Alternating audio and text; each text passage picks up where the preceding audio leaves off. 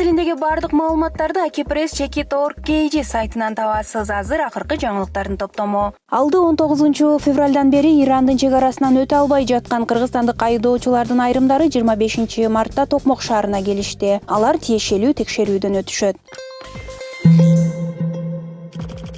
Кыргызстанда коронавирус жуктурган адамдардын ичинен 6 бейтап жандандыруу бөлүмүндө коомдук саламаттыкты сактоо башкармалыгынын башчысы Айнура Ахматова коронавирус аныкталган балдардын абалы канааттандырарлык экенин айтты.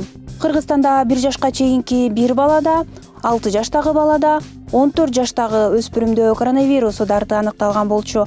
Калгандары 16 жаштан 86 жашка чейинкилер. Ошондой эле Айнура Ахматова Кыргызстанда 2 дарыгер менен медайым коронавирус жуктурду деген маалымат чындыкка дал келбей турганын айтты.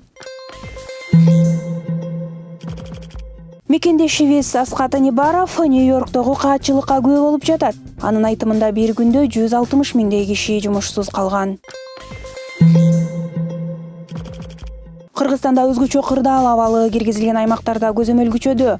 Коменданттык сааттын алгачкы күнүндө Бишкектеги милиция пункттарына 160 адам жеткирилген. Кирип чыгууга тыюу салынган Ош шаарындагы кырдаалды сүрөттөрдөн көрүңүз.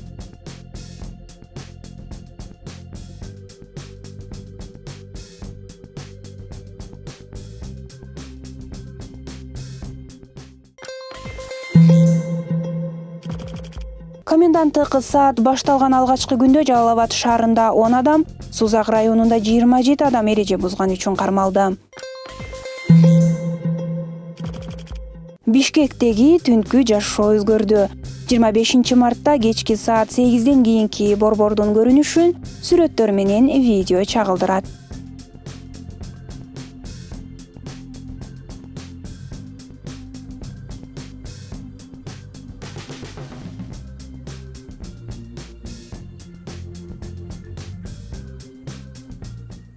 Бардык маалыматтарды уюлдук телефондон эле окусаңыз болот. Ал үчүн Баракелде мобилдик тиркемесин көчүрүп алыңыз.